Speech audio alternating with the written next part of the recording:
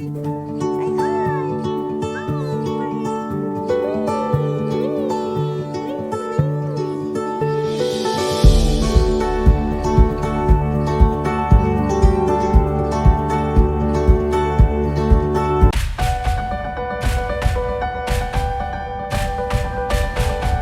YouTubers, welcome to my channel. I hope you are doing fabulous today. I know my hair is a crazy today, but that's okay because sometimes you know what, you gotta be a little crazy, and today I'm a little crazy. I am in one of those kind of moods. There's just so much information coming my way. I was watching a documentary on this lady here, and I'm not sure if you know her story or not, but this woman has completely duped a lot of people into giving her billions of dollars for a company that claims to be able to find diagnosis of different diseases in just a little drop of your blood. And the kind of woman that is able to do that is a very savvy woman, a woman who is convinced of her convictions about the things that she believes in, or more specifically, the things that she wants to be true. And about a third of the way through this film, I had this revelation that this reminds me of Meghan Markle. This woman and everything that she has done with the scientific community, with the very influential people that have great names behind the works that they have done. She has been able to dupe a lot of people. She's currently in court. I believe she is going to serve some time in prison. But the documentary is amazing to look at what she has been able to accomplish, and her personality, and how she is so convinced of her own lies. It reminded me a lot of Meghan Markle, and it reminded me a lot of the people that surround themselves around Meghan Markle, and the people that surrounded themselves with behind this woman Elizabeth as well, and how they help to further the lie and the deception. And it's no different than what is going on today with Meghan and all of the lies that she has told.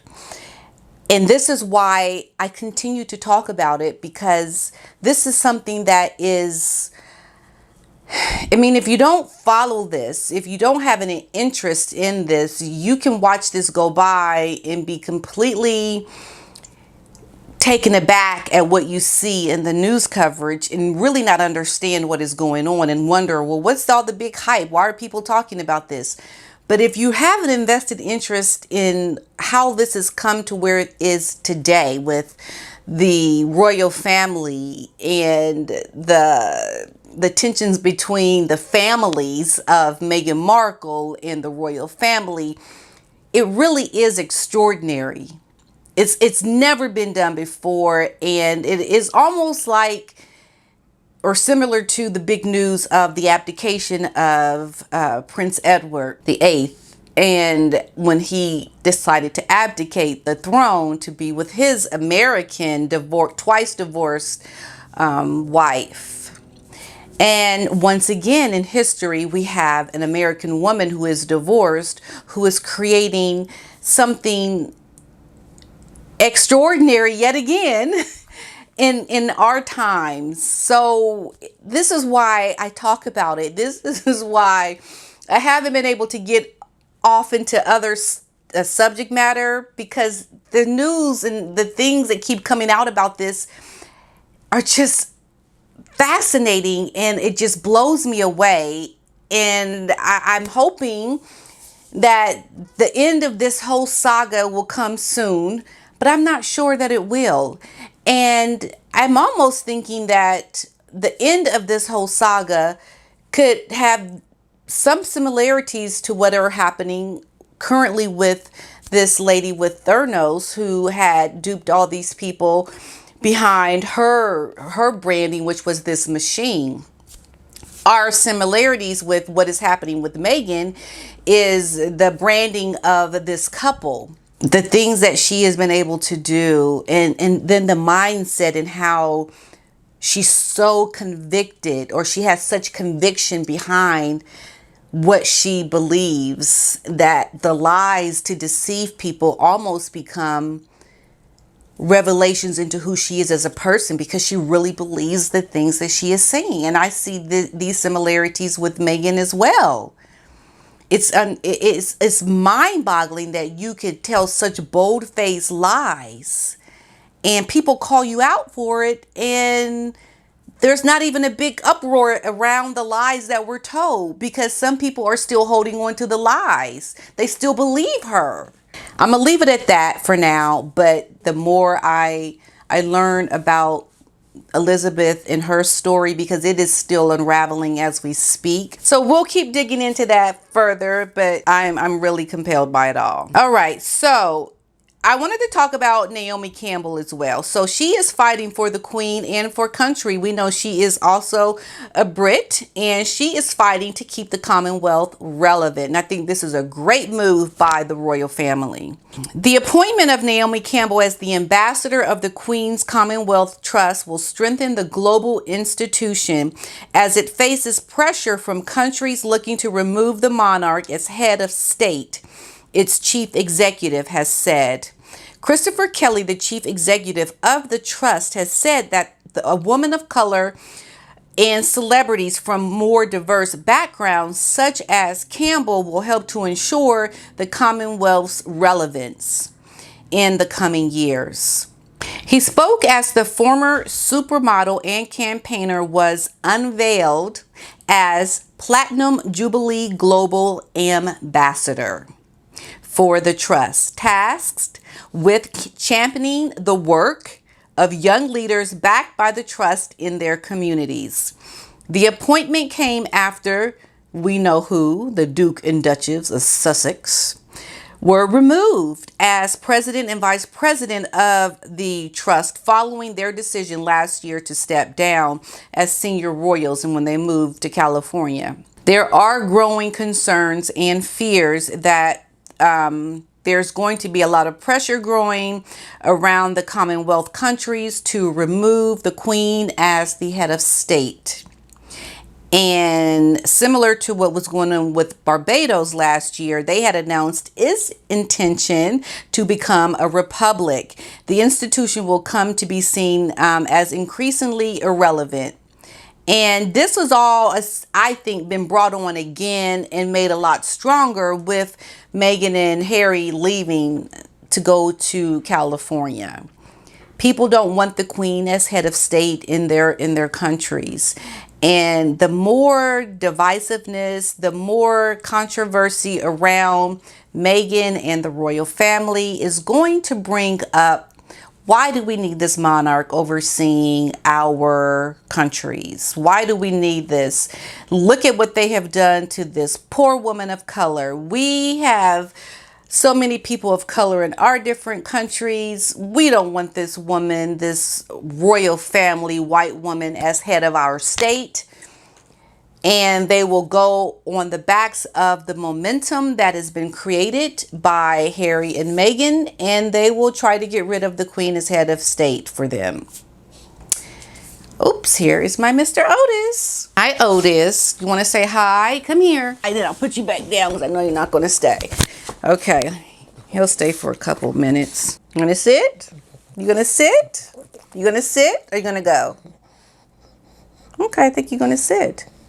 So he said that it is very positive to have someone who not only transcends different countries and nationalities, because she is a global superstar, but who is also a British woman with a Caribbean roots and who has gotten to the very top.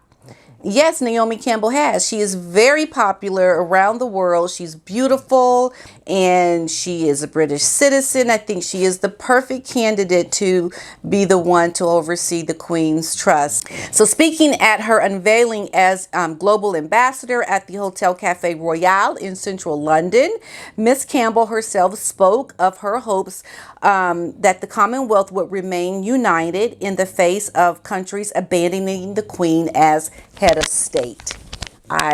I think this is just wonderful. I'm from a Jamaican heritage, and so I also grew up hearing about the Commonwealth and never thought that I would have anything to do with the Commonwealth. But I do know how proud my grandmother and my great aunts and uncles were of being a part of the Commonwealth and as well as coming from Jamaica. People that represent these heads of states that look like people of color, it kind of invites us in to investigate further and to understand it, to learn from it. Because I think a lot of times when it's always the same people who are at the top that are representing these different countries, it doesn't draw in different people to take interest in it. And I know perhaps that seems a little shallow. People should want to know, but the reality is that representation matters. And this is why I think, I don't know. Well, Diana wasn't a black woman, we know, but there was something about her that drew in a lot of different type of people. And I think that's what this does. I think what Naomi Campbell does, she's drawing in the people that are of color that do not come from Commonwealth countries, or that do, wake up and see, she's representing the Queen. She has a position of power, and that gives people cause to think, okay, well, perhaps they do have our best interests because they've allowed someone to look like her represent them. And I really like that there's a dialogue now around diversity, because all my life growing up as a young black girl, all I ever saw were successful white people. And on the news, you would hear about a lot of bad things happening with people that were caused by black people. And that's a targeted thing, trust me, because there's bad happening in all racist cultures. It just is. But how we choose to highlight certain stories, how we choose to look at things gives us a perspective of what we end up believing. And this is good for the world, because why I do what I do when it comes to educating young people is to give them more of a global perspective about the world, to educate them about the world. Because when they're better educated, then they know better. And then I think it helps to get rid of a lot of the races that we find within our own culture of black people, essentially. When you're not very well cultured and traveled, you lack information to really have an educated opinion about things that you see as racist. Does that make sense? You become better and more informed when you really are able to take an interest into something. And I think that's what Naomi's appearance will do for a lot of people. They will wake up and, oh, Naomi Campbell. Okay, what's she saying? What's she talking about? And then you're learning and you're exposed to more, and you've become more educated and more globally minded, just because you have someone like her representing on a global stage on behalf of the Queen. And this is what Meghan could have done. Let's kind of keep it into perspective, because they were over the Queen's Trust, Commonwealth Trust.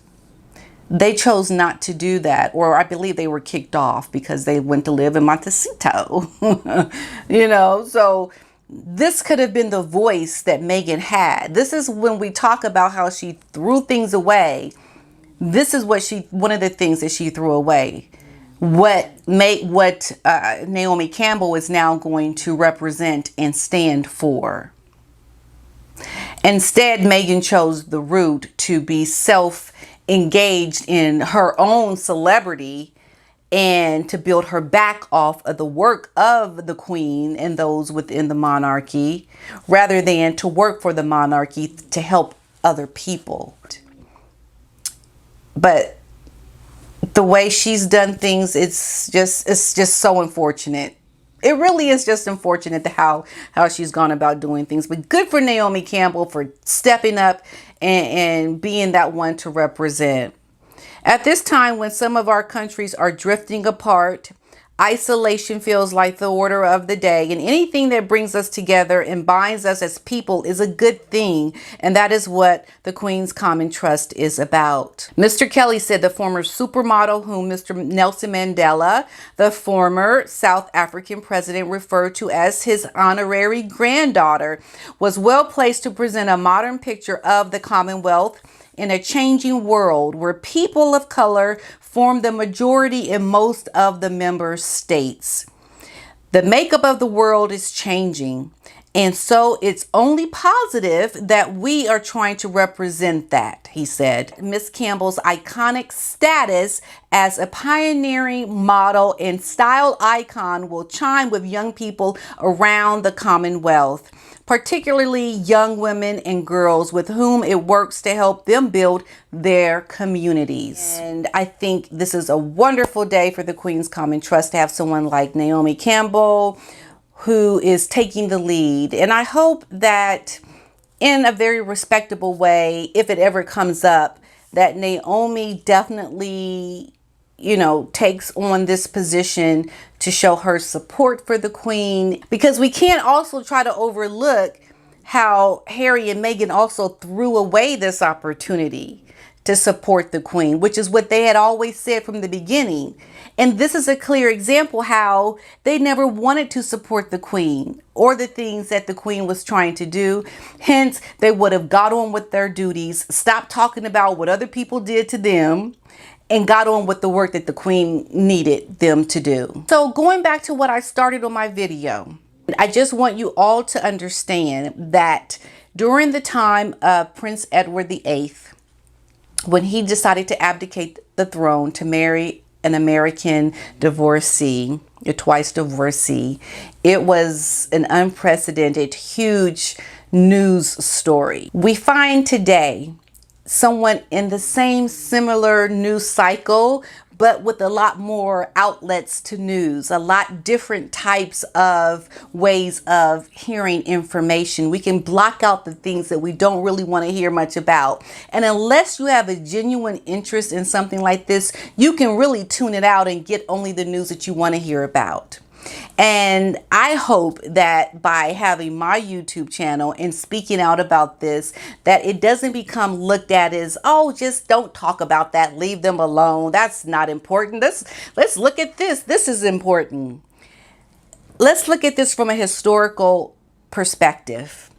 In hindsight, within history making news, this definitely will be one of those stories that will be spoken about within the history books. What is happening with Harry and his wife leaving the UK to go do their branding in America and to throw the royal family under the bus, under the bus, under the bus as racist royals.